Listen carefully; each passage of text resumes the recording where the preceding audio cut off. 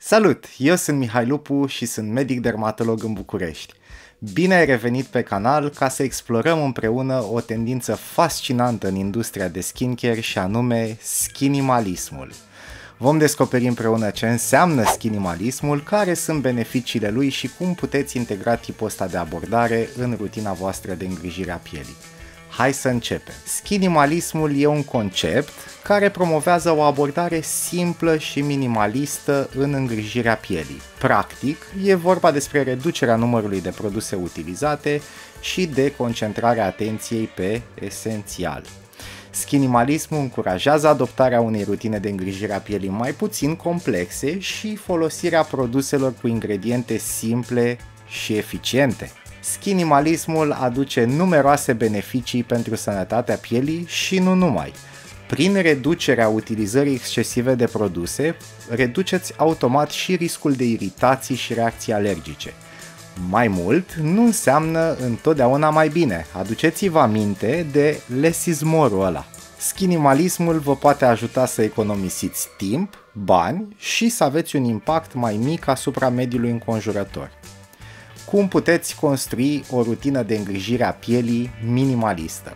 Primul pas este să simplificați numărul de produse pe care le utilizați.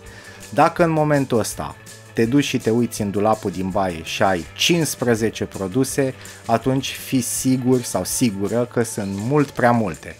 Alegeți câteva produse de bază, cum ar fi un cleanser blând, un produs hidratant și un produs de protecție solară.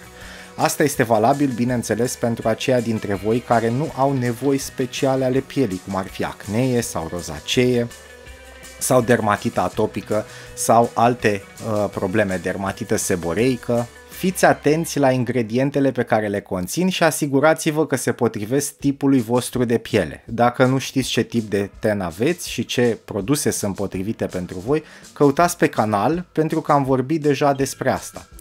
Când cumpărați un produs, uitați-vă pe etichetă. De obicei e trecut acolo tipul de ten pentru care e potrivit produsul acela. Este foarte simplu. Skinimalismul nu se referă doar la produse, ci și la tehnicile și trucurile pe care voi le folosiți atunci când vă aplicați rutina de skincare. Optați pentru tehnici simple de aplicare a produselor, cum ar fi tapotarea ușoară pentru a distribui produsul pe față. Avantajul este că mâinile sunt portabile și le aveți tot timpul cu voi.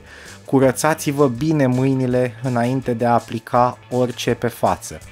Dispozitivele de aplicat le puteți folosi la machiaj, pentru că în afară de machiaj unde nu aveți încotro, vă rog să vă folosiți doar mâinile proaspăt spălate pentru aplicarea produselor de skincare. Evitați astfel blocarea porilor prin transferul de celule moarte și bacterii de colo-colo. Un aspect important al skinimalismului este întreținerea pielii pe termen lung. Acest lucru implică menținerea unei rutine constante de îngrijire, protejarea pielii de factorii de stres din expozom, cum sunt radiațiile ultraviolete, și hidratarea adecvată și constantă. Fiți consecvenți și răbdători, rezultatele vă promit că vor veni, dar în timp.